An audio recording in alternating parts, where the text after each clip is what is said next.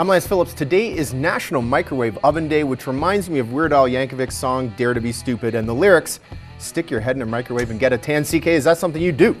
I'm Chris King, and I wouldn't be here in front of you without a microwave. And no, it's not something I do. I can tell. You look like you stuck your head in a microwave to get a tan. I was like Pizza Pops, born on Pizza Pops. Were you really? Yeah. I would love to get rid of the microwave oven. I'd love to see it go, but there's nothing really to replace it that's safer. Yeah, it's quick, but you just don't really know if you're being poisoned with what you're eating. Sure. Yeah. I fully believe you are being poisoned, just like our viewers are about to be poisoned right now. With our verbal diarrhea. Chris King with you, where the gloves are off. Well, not really. I mean, that's all right. It's all good. So some significant stuff that's happened in the world of sports recently. Local scenes have slowed down a lot. Once football's over, it really slows down around here. Right. We got some free time on our hands. Yeah, and Lakeland is done in hiatus until the new year. Yeah, and hockey breaks are coming up. You must be so happy to be out of basketball. Yeah, now I'm just gym to gym watching high school girls basketball games, which is exciting. And is that what you? Oh yeah, because you're in recruiting mode. Recruiting mode right now. So it never really ends for you. No, it doesn't. All right, listen. Let's start with local squad here. The Bonnyville Pontiacs. I always want to say the Bonnyville Pontiacs. Well, Bonnyville Pontiacs, who are struggling of late. Lost 7 games in a row. Currently sitting at 10, 14, and 6. Last Tuesday, they traded away arguably their best player in PJ Morocco. That was followed by a Derek Brown trade request, meaning their two best players are essentially gone off this roster. And they need to get some wins here. Was that the right move, trading away their best player? And I know you're not terribly familiar with this team, so give me a coach's perspective. Okay, from a coach, if you're trading away your best player, it's one of a couple things. Either you have team chemistry issues in the dressing room, and that player was the issue, or you're giving up on your season and you're thinking we're going to replace it with some youth right now. Well, so this is interesting because as far as team chemistry is concerned, I don't believe that's the case. I think if there's a team chemistry problem and PJ Morocco's a problem, you don't have a player saying, I want out of here too. Right. Now, right after you've just traded him. So, the issue here for the Pontiacs is that PJ Morocco's a 20-year-old. This is his last year. Right. He's going to go to Arizona State University. Derek Brown is in his last year. He's going to go to Arizona State University as well next season. Right. So, while it doesn't help your team to get rid of these guys, it is going to help your team for next year to get rid of these guys and get some return pieces. And they're getting return pieces. Right. In theory, it helps you next year, right, with the prospects coming back. You don't know if that's going to turn out as well. For Morocco, he's going to Chilliwack, right, who's hosting RBC Cup. So for him, he's getting that experience as a 20-year-old playing on the biggest stage you can play. And realistically, the Pontiacs probably aren't a team that's going to win this year. Right. So these guys want a chance to win, especially Brown. Now he wants a chance to win this year. He wants to go to a contender, and he's probably going to get his wish, and he may end up in the AJHL South. Yeah, and I think that's fair for the players to ask for a trade. Now, how far down the list do you go? Do you trade every single guy that's up there in years? They've got some great pieces. I mean, they have a line: Adam Panacci, Lucas Thorne, Bobby Young. Really fantastic line that's really dynamic. That's really should provide a lot of offense for this team, And I think they've made the right move here. They've traded away their 2 best players. They will have traded away their 2 best players. It's the right move to build for the future, and they've got a decent team. They're going to make the playoffs this year. Right. Russia has been banned by the IOC from the Olympics this winter. Lance, how does that affect the 2018 upcoming Olympics? Give us your thoughts.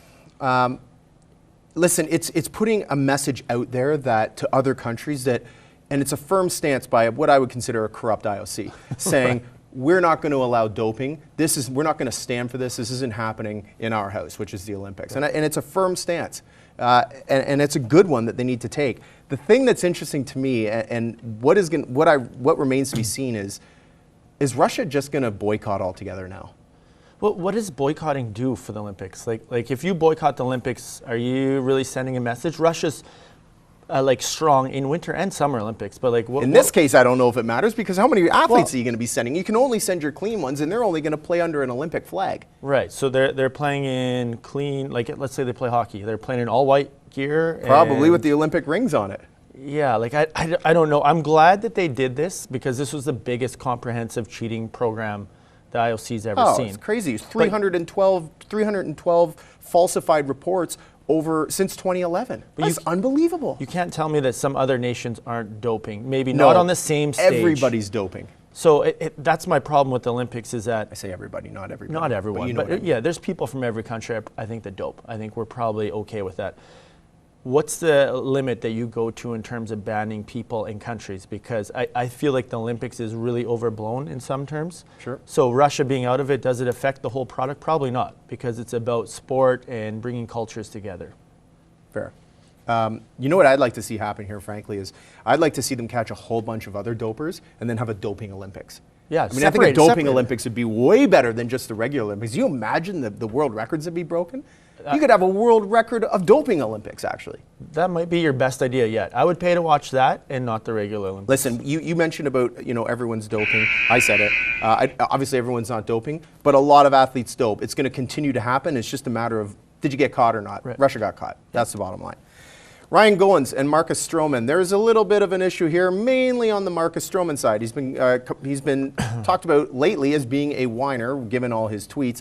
And now that the Blue Jays have non-tendered Ryan Goins, Marcus Stroman made another tweet recently saying that he found out about it on Twitter, and essentially he's upset because the team didn't notify him as a player that they were trading away one of his friends. Look, are teams under any obligation to notify players when they make transactions? Zero obligation, zero, especially the teammates.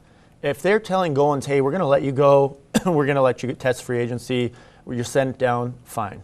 But you don't have to tell the whole pitching staff, the catchers, the bat boys, that's not your job. It's professional sports. You're a commodity. If you're released or traded, it is what it is. Stroman's acting like this is Little League Baseball and his buddy got traded across town. It's 100% what he's acting like, but for relationships within the team and for organization/player relationships, is it advantageous for these teams to say to players, hey, look, I know this is a friend of yours. This is the path we're taking. We wanted to let you know beforehand, and maybe it just gives that player a better feeling.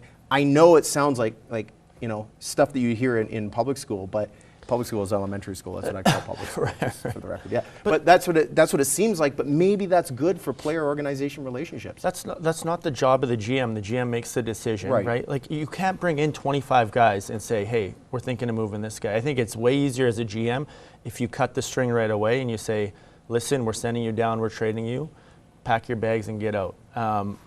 Unfortunately, players build bonds and they take it personally, right? And you see this in every organization. At some point, Stroman's going to realize he's a commodity in Major League Baseball. Well, you would think he'd know that already, that he's a commodity. I totally get it that, if an organization is going to spend all their time telling players about transactions they're making, they're not going to have time to make those transactions because that's all they're going to be doing. But players have to grow up and act their age here. And that's essentially what people are complaining about with Marcus Stroman, that he's not doing that. And it's time that he does it. And anyone with half a brain can see that it's time he does that. Yeah, it's not the Babysitter's Club. No, I'll tell you that. Isn't. The NCAA football picture is set, with Alabama claiming the 4 seed.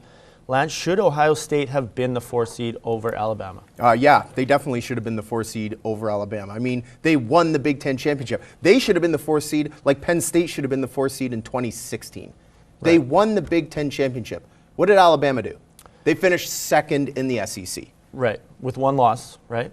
Alabama had 1 loss. I think this is the problem with this system, right? With the voters voting in. The system is super subjective. Yeah, and so everyone's saying Alabama passed the eye test all year. What's the eye test? What did they do? I think the knock on Ohio State is a big loss to Iowa, right?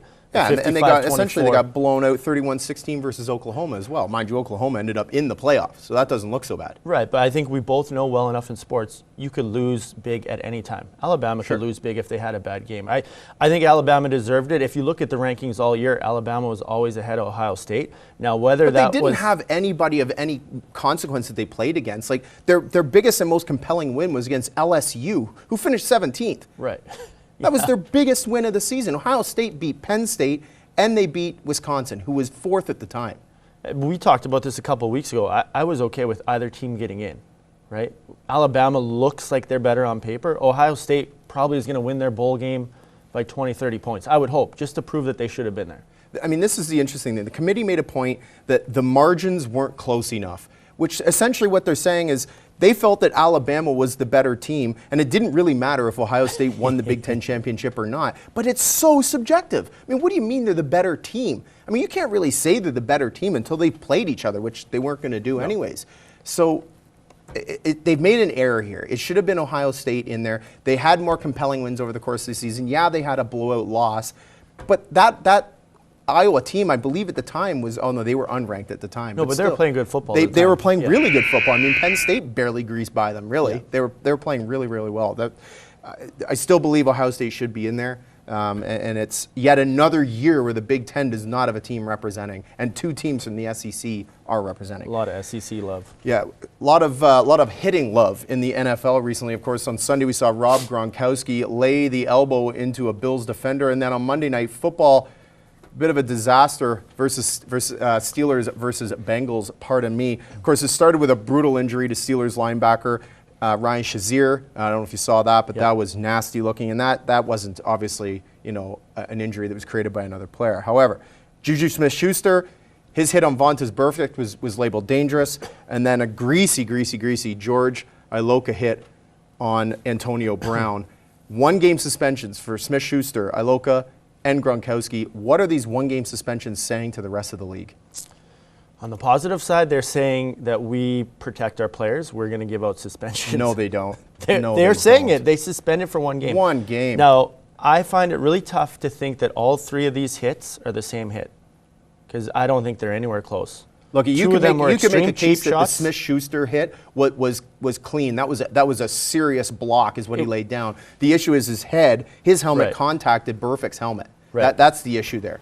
Yeah, and those blocks so happen all the time. That was a huge block. It was but it didn't look like he was and I'm a Steelers fan, so I'm going to be a little biased here. But it didn't look like he was targeting a head. The other hit, it certainly didn't look like that. The other hit was bad. Yeah, the Iloka hit was a direct target to the head of Antonio Brown, and the Gronkowski hit was as well. I mean, that was a target to the. Gronkowski might have been the dumbest play I've seen this year. I don't know if he was on drugs at the time or what he was thinking, but that was a huge mistake. Anyways, it's not saying we're protecting our players. Not at all. I mean, it's saying quite the opposite. It's almost saying we don't care about head hits. 1-game suspensions? I mean, that Rob Gronkowski hit and that Iloka hit, those have got to be multiple game suspensions, and multiple games means a lot of money out of the pocket. Well, I don't think you change their actions until you start hitting them in the paybook. $8,000 and it happens via suspension. Right. Rob Gronkowski's lose over $200,000 for that 1 game. If he's suspended 4 games, that's $1 million. That's significant. Yeah. Now you're not doing it again, or even getting close to that situation. No, it's absolute garbage. And the Ravens had a player in Jimmy Smith that was suspended 4 games for PEDs, so that they consider PEDs way harsher than head hits, which are creating problems down the road. It's craziness. NFL is very inconsistent, as we know. Tiger Woods finished 9th this past weekend in the Hero World Classic. Lance, does a healthy Tiger Woods, is he good for golf? This finger is the needle, and when Tiger Woods plays golf, it goes over here. Yes, it's good for golf. Of course it's good for golf. Listen, it's been 20 years since this guy really burst onto the scene, and there are kids now that are younger than 20 that when Tiger Woods is playing golf, they're watching. He's great for golf. Golf should be glad when he's healthy. Golf should be just praying that he gets healthier and wins again. Yeah, and on that note, all the guys that are currently golfing should be praying he comes back, because the reason why they're rich right now is because of Tiger, bringing the sponsors to the game. Tiger's got over $110 million in his career and lifetime earnings.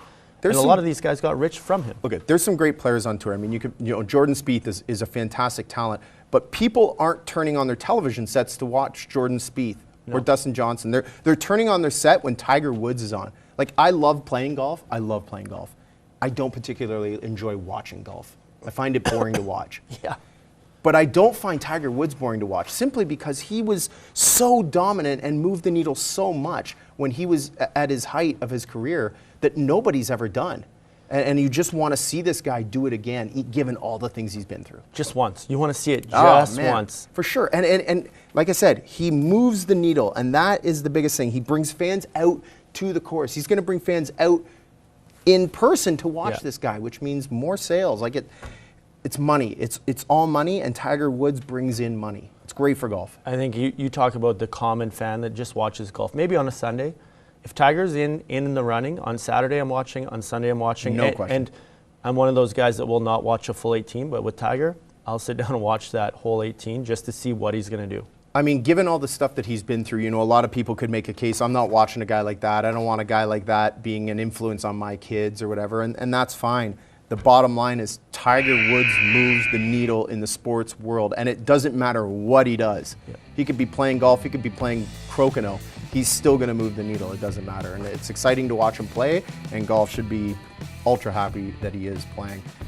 Dustin Falshear coming up on the other side. Holy Rosary Raiders. Like it.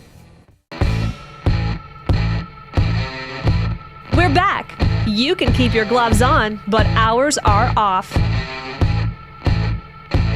Welcome back. Dustin Falshear joined us. Good to have you, my friend. It's nice to see you again. If you haven't seen me enough over the course of the year, doing some Raiders football, and you're also you're the director for the Midget AAA Bobcats this year.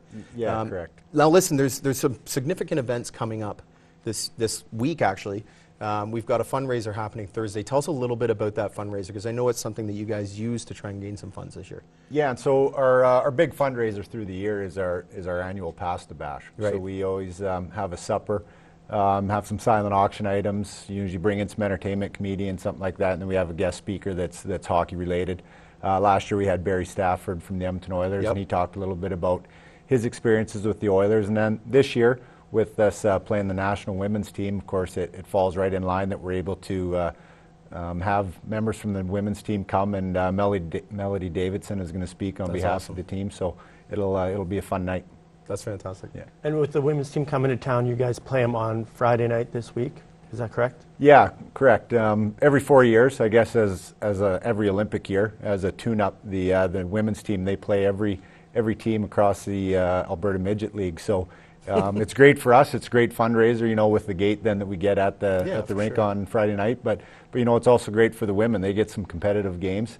These games count in the standings, so it's a 2 points for the boys. And right now we're kind of on the outside looking in, so we need these 2 points. So it'll be a good game for the boys. Just going back to the Pasta Bash for a second, what kind of success has that program had in previous years? Like, what have you found that's worked within that program? Well, there's been some good teams that have come through. Sure. Since the elite stream started here in minor hockey. A couple of years. Well, you got back into the Cale Clegg days and the Mason Shaws. They had some good teams that went to the league finals. And then, of course, 2 years ago, with the team that went to the TELUS Cup, and the majority of those kids were Lloydminster kids that had come up and played minor hockey right through. So. This fundraiser that we have, it's not cheap operating these teams. There's a lot of travel. No kidding. There's some large budgets, so we're thankful to the community, and the parents put in a lot of work organizing it, and then of course, just like Lloydminster does with all the events, the community support is unbelievable, so it helps out a lot. And that is at Boston Pizza, correct? Oh no, sorry, we're at the Stockade. Oh, pardon me, I thought you were at Boston yeah, Pizza yeah, this year. Yeah, we've got about over 300 people, 320 that is fantastic. people coming, some silent auction items. That is great. We've got a comedian coming in, and then, of course, Melody is going to do some speaking, so it should be a fun night. That's great. Can you sneak preview any of the auction items for us? Yeah, that's I need to know that too. Just so we know what's coming in. Well, I think there's some alcohol in some of them, so you guys will be sold. We'll be good. Sold. Some Oiler tickets, so there'll be some nice. There's usually some nice items there. That's great. Yeah. And then the game Friday, the boys are playing. Have you talked to any of the guys about this game, or how excited are they to play this team? Yeah, I think obviously we know it's going to be a very fast. The women are going to be very skilled, so that's going to be good. You look at their record right now; they've beat some good teams in the Alberta League, so they're very good. But I think it's more going to be the atmosphere. For sure. The rink is going to be there'll be there's some excitement about it in town. So that's the fun part for the boys. Like, everyone likes to play in front of a full rink and with the crowd cheering. Cool. So yeah, it'll be exciting.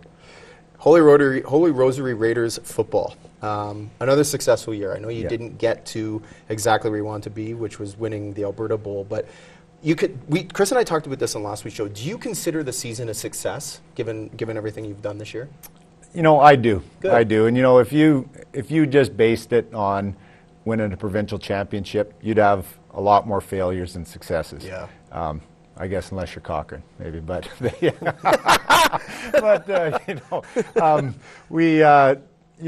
when you look at where our kids have come from, and winning is very nice, but you look at the development of the kids and how these kids have grown through the program. I look at some of these kids now that are graduating, that are grade 12 kids, and where they've come from when they were in grade 10 coming into the program, and how much they've matured and kind of went from boys to men. Now they're getting ready to go off to university or start their work careers, and you kind of see the kids grow and mature like that.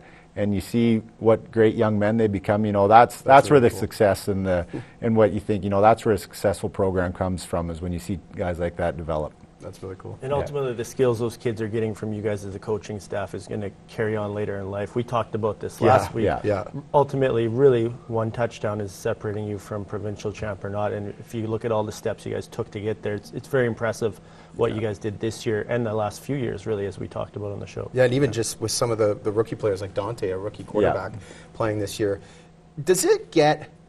Do you feel, sadness isn't the term I want to use, but I'm going to use it. Do you feel sadness after every year when you lose these guys that you've had for 3 years and you've gotten to know them? You've, like you said, turned them into men. Like, what are the feelings like for you as coaches? It's every year is tough. You know, at the end of every game, you know, your last game of the season, win or lose, there's kids crying. There's there's parents that are crying. You know, everyone's hugging everybody. Like, you get attached to these kids, and you know.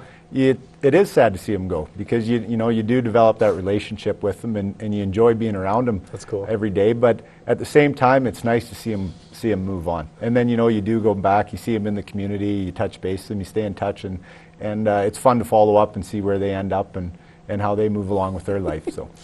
You've been doing this for 19 years, I think now. Is this your 19th year? Yeah, I came back. I started in 1999. I came back to town. Yeah. Have you ever had any of the kids like that you can think of right off the top of your head, like, oh, this one, I've seen this one, 15 years after I coached him in football. How many of those kinds of kids have you seen? It's kind of like Groundhog Day. You know the movie, eh?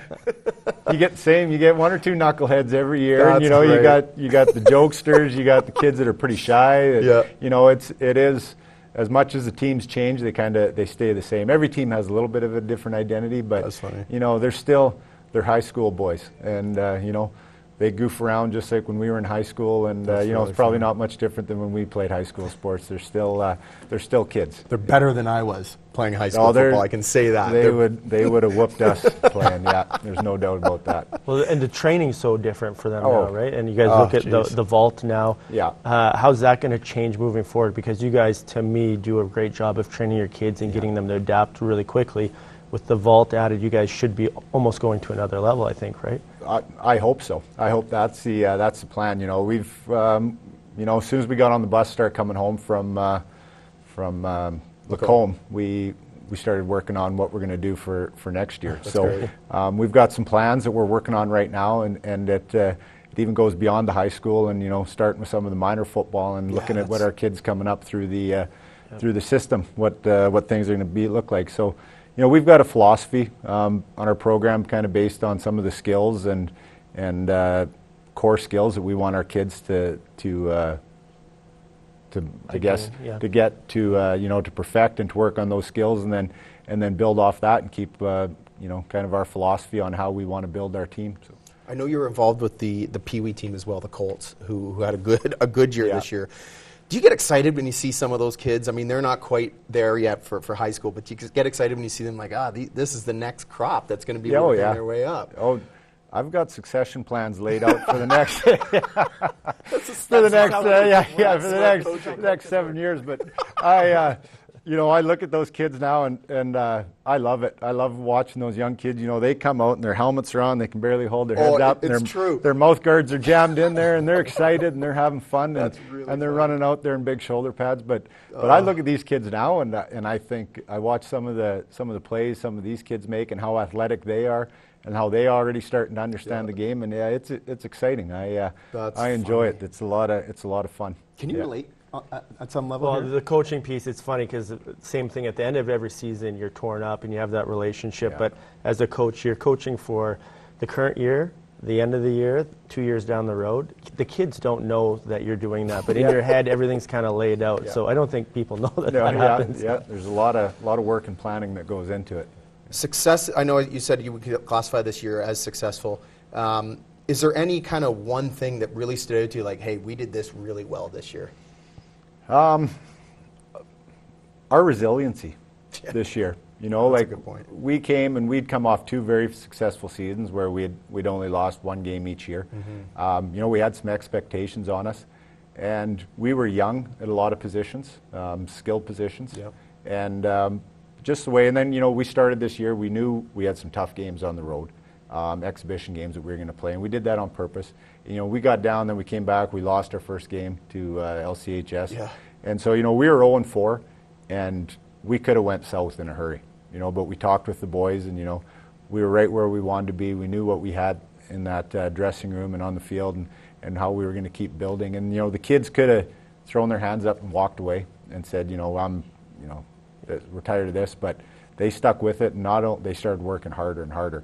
And then just to see how that attitude and the work ethic that they brought throughout the year, and how it just kept getting bigger and bigger, cool. You know, to me, that was the most successful part of the year. You know, I said when we had Mackay and Nash in here, I said that there's sometimes when I'm doing reporting and ask questions, there's quotes that are given to me that stick with me. And Mackay said something during the Red Dog season, and something you said to me is, we're going to be a tough team to play in October. And that always stuck with me, because when I watched the game against the Comp, I thought, geez, I'm not sure. And then as the team went on, they got better and better. And come October, they were tough. Yeah. They were tough to play against. And it must make you proud to see, like, hey, this is what we've got. This is where we were, and this is where we came to, you know? Yeah. I think at the beginning of the year, probably a lot of people didn't pick you to be in an Alberta Bowl game again. No, I think, you know, looking with the crop that we lost the year before, I think it was a very successful year. And hats off to those kids that stuck it out and put in the effort. You know, and this goes back to even 2 years. You know, we've had those kids that are in grade 12 now. You know, they just didn't start working out this year. Right. You know, they've been working at it for, you know, 3 years, some of them. And even during the season, they're in the gym at 6 in the morning. Jeez. You know, throughout the season. So we've got some kids with some work ethic that put in the hours and you know, put in that time. And so it was nice to see it pay off for them. That is awesome. And that means continued success going forward for you. And Dustin, really appreciate you coming by. And you've got to get out to some games. We got to change my schedule. I know. We'll do that. We'll do that. But definitely looking forward to covering some more Raiders football and some midget hockey this year. Well, we appreciate all the coverage. That's our pleasure, believe it.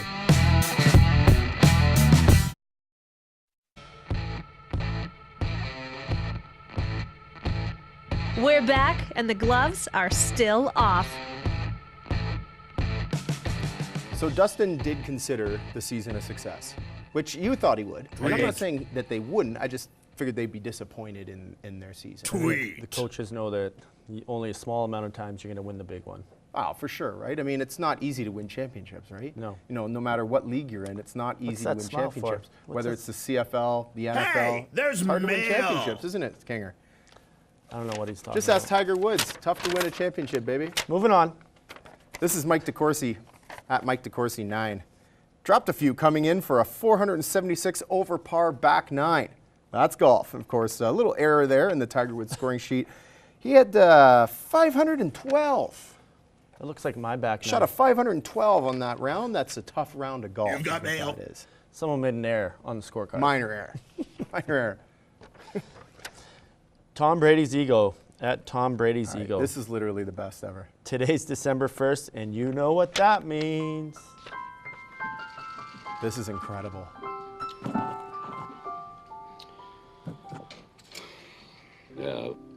Yourself.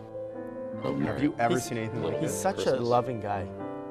Let your heart. What do you think he's like in person? He's probably like decent. But when I think Christmas, I think of Belichick. He is avoiding the media. What I want to know is who went and found all these clips and put this together. I think this is amazing. I know a couple guys that probably would have this as a Christmas card emailed out to people. This is a really awesome idea, actually. Hang on pretty far on top of the virus. I think something about. Like everyone loves genius. Gronk. Everyone loves Genius. Yourself. Not very little Christmas.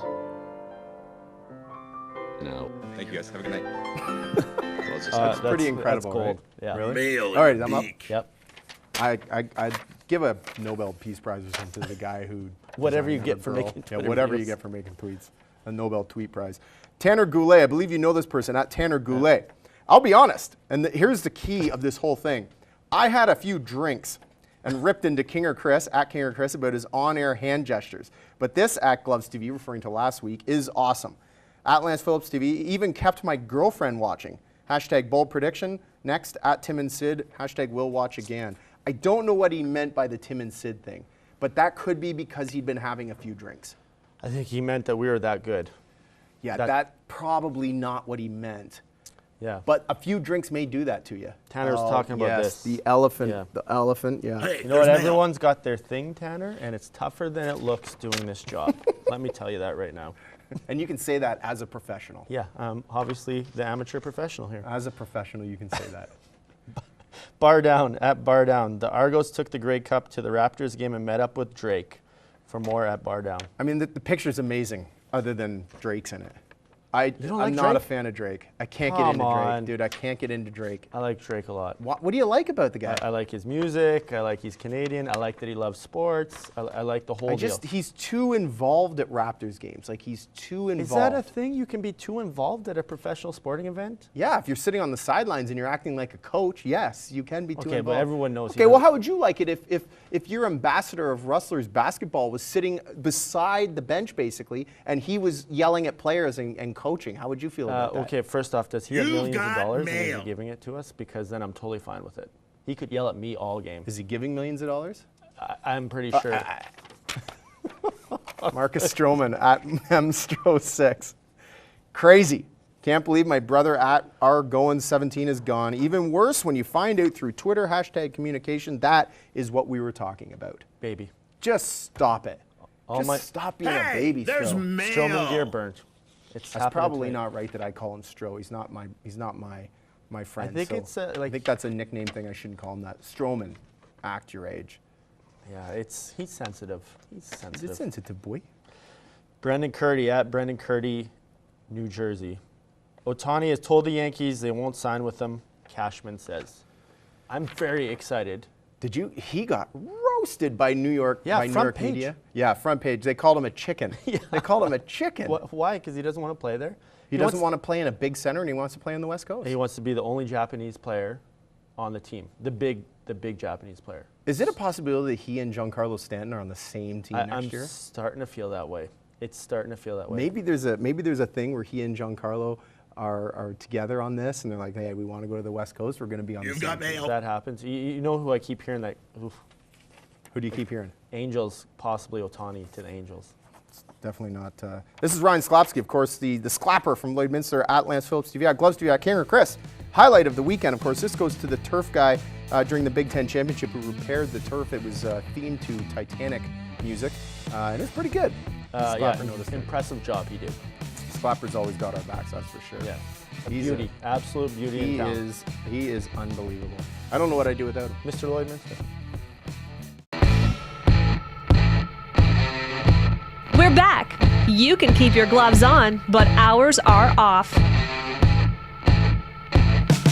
Welcome into the studio, Kevin Wagner, head coach of the men's and women's soccer programs at Lakeland College. Good to have you, Kevin. Thank you. Are you glad to be here? Of course. You can say no if you're not. It's exciting in these chairs. It's exciting.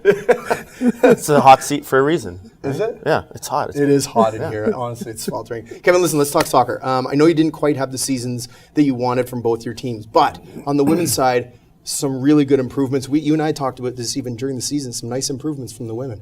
Yeah, you wouldn't necessarily think that, I guess, when you're 0 wins, 10 losses. Sure. But over the course of the season, it was an enjoyable group to train from beginning to end. The competition level, the change within them as people and as players was remarkable.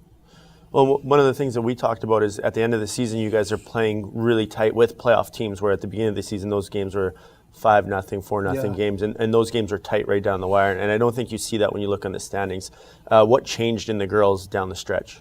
Well, really just the way to think of it is trying to teach a game that would take 8 years of development within 3 weeks.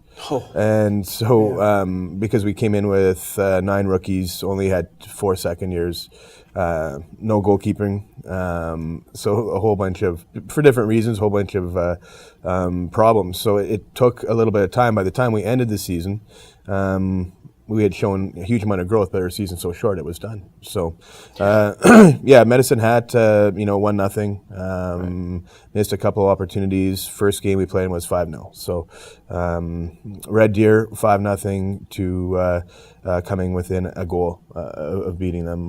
Lethbridge 3-0 in the first week, 2-1 in the last week. So it was a huge amount of growth, but a nice group to work with. Very young. A naive group when they came in, and then as the season progressed, they just learned how to play, learned how to compete. You'll have a bunch of returning players then for this coming season? Well, we're trying our best to maintain our current base and then build off of it. Sure. But as student athletes, a lot of it is with academics, and whether or not they're in a 1-year program, 2-year program, etc., remains to be seen whether or not how many of this group will have back. It's interesting because I know Chris and like some of the other programs have 5-year players. That's almost impossible, I guess, on the soccer side? It has been on the female program. Well, with the men's program, we had more success. With this little blip that we've had with the men's program this year, if you were to take the last 5 years, we'd be one of the top 4 programs the last 5 years. Right. With maintaining 3 and 4 and 5-year players. Usually within business. I can't find enough student athletes on the female side that want to take business. So as a result, they're in 1-year programs, education transfer program, 1-year program that is going to move on to U of S or U of A.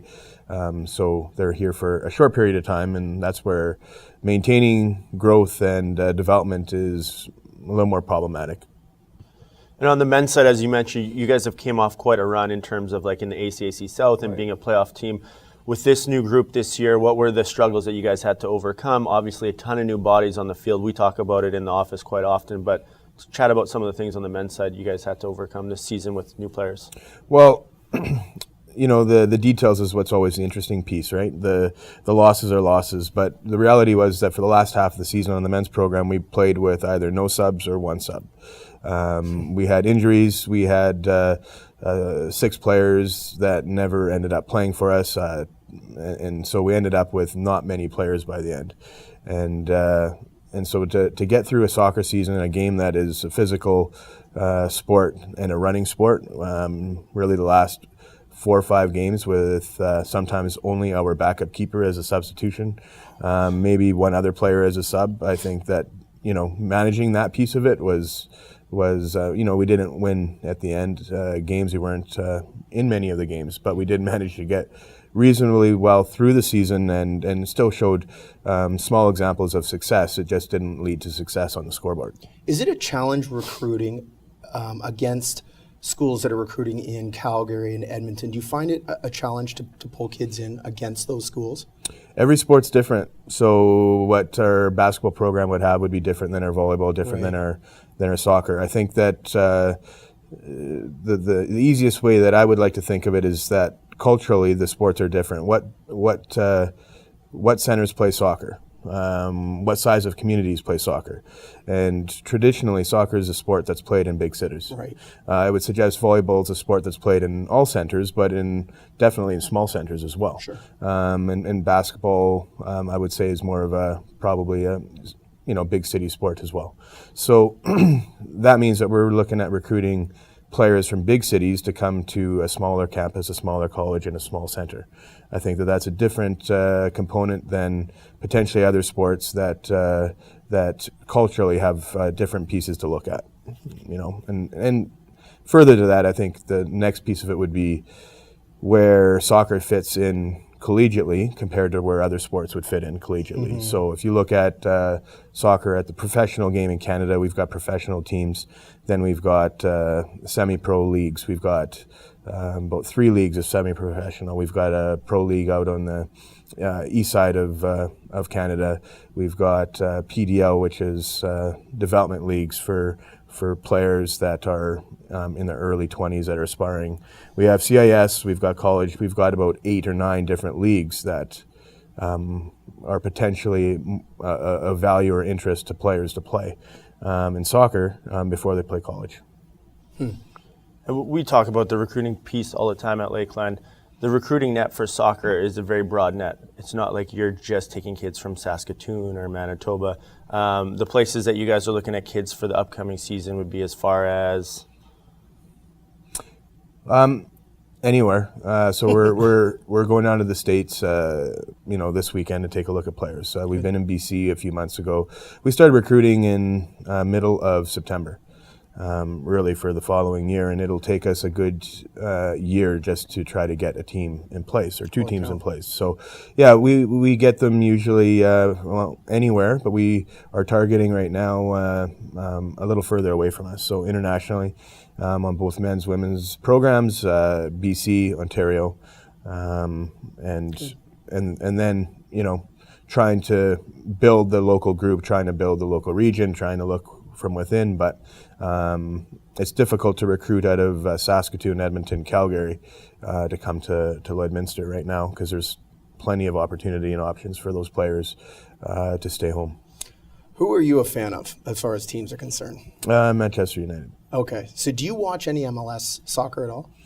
A little bit, yes. Yeah? A little bit with Vancouver, a little bit with Toronto. Okay, so what do you think of Toronto's recent success? Because this is fascinating to me because I feel like here there's a real aura about Toronto teams. You know what I mean? And I'm just, but there aren't many, soccer teams in Canada. There's 3.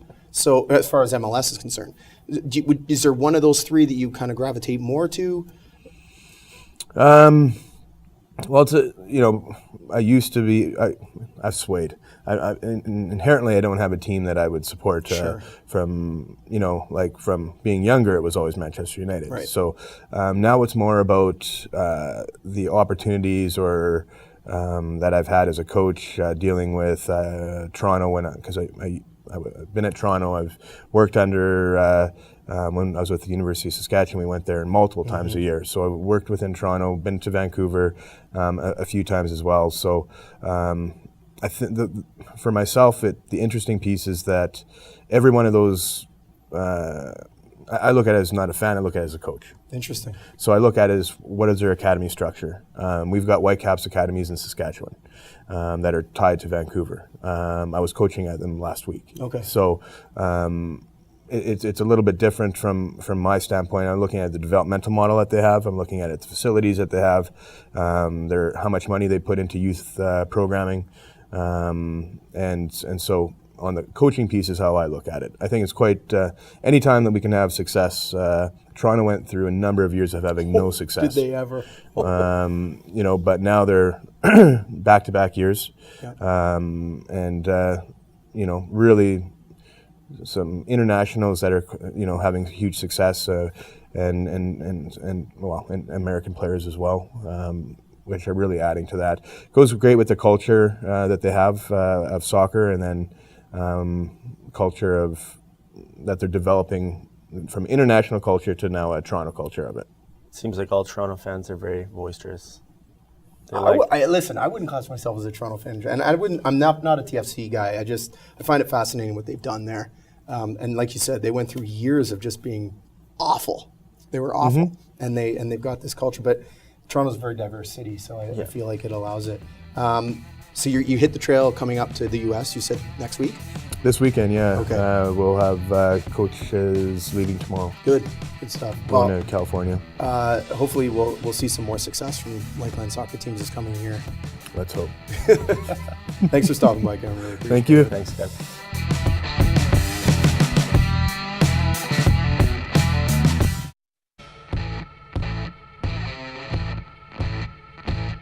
We're back, and the gloves are still off. These are the hand gestures that Tanner Goulet says that you do. I still don't know what the elephant trunk means. I think it's like getting peanuts. I think he says when I make my point, I get peanuts, and you are kneading some bread. Maybe. Or juggling. Yeah, maybe. Just juggling away. Yeah. It makes you look real fast, though, when you do that. Fast isn't good, that's for sure. Okay, shock, no shock. We got some good ones in here, and we got to roll quick. We got a short segment. Talk to Kevin Wagner there. Great conversation with Kevin. I enjoy talking to Kevin when I go to Lakeland. He's a good dude. Yeah, I talk with him every day. I'm sure Always interesting. Okay, quick. Here we go. Greg Zahn fired by Sportsnet for inappropriate conduct towards female coworkers. Yes, I went here. Shocked or not shocked? I can't believe you did. I am not shocked, obviously. Oh, really? No, not shocked at all. I think that's probably something that's happened for a while with Zahn. I think he probably is as far to the left, I guess you would say, on that type of things. Interesting. I don't have any comment as it pertains to whether or not he did this, because I don't know him well enough to know that. I have chatted with him at Sportsnet. Right. He's a good dude. That's Right. all I can say about him. He's a good guy from my conversations with him. What I am shocked about is the fact that it came out and it happened. That was shocking. I mean, you didn't expect something like that to hit what I would consider that close to home. Because I like watching Greg Zahn as an analyst on Sportsnet. Sure. Yep. But that end of it, of wow, this happened, was shocking. Yeah. Oklahoma City Thunder are currently out of a playoff spot at a 10-12 record with their new big three. Are we shocked or not shocked that they are not in the playoffs with Paul George? Yeah, Russell so Westbrook? there's one thing that maybe you know or you don't know about me, but there's one particular line that I am not a fan of. And it's, if the playoffs started today. If the playoffs started today. The playoffs don't start today. They start when the playoffs start. So am I shocked about where they're at? To some degree. Am I shocked they're out of a playoff spot? No, because the playoffs don't start today. They start when the playoffs start. It's an indication of how their season's going right now. Will we not say? I'm not shocked. Okay. I'm a little bit shocked, but I also think Russell Westbrook is the biggest ball hog in the NBA. He is and a ball is hog. impossible to play with. That's my thought. He is a ball hog. Cleveland Cavaliers have won 12 straight games after a dreadful start, for lack of a better term. Are you shocked or are you not shocked? Yeah, I'm shocked that they won 12. I hate LeBron. I hate Cleveland. Got to give him credit. I really need. Yeah, he's playing at an MVP level. Even though it's bent. He's doing it himself. As of right now, they would be in the playoffs, Lance. Just so you know. But I am shocked that they've won that many in a row, and I'm shocked that they're playing that good of basketball. I'm not shocked. They're a good team. LeBron James is possibly the best player in the world right now. I'm not shocked at all that they've won 12 straight games. I was a little shocked that they actually got off to the slow start they did, but not shocked that they are where they are now. Seattle approved a $600 million arena for basketball and hockey Renovation. today. Renovation to the arena. Sorry. Are we shocked or not shocked that got approved? No, these guys want franchises back. They miss the Seattle Supersonics. They miss having pro sports franchises there. I think they're seeing the success that the NFL Seahawks are having, and they want it. And no, I'm not shocked at all. They're going for it, and they're going to get it. They're going to get an NHL franchise, and they're going to get an NBA franchise. And they deserve both, I think. They certainly do, and it's only a matter of time. The benefit of an NHL franchise is that's going to draw people from Canada. Yeah. It's going to draw people down from Vancouver, guaranteed, because you can go there and watch games, and who knows how inexpensive or expensive it will be to start, but it's definitely going to get people there. Yeah, quick trip down there. You got another one real quick? Yeah, I got one. New York Rangers are the top valued NHL franchise at $1.5 billion. Not shocked. Thanks for watching.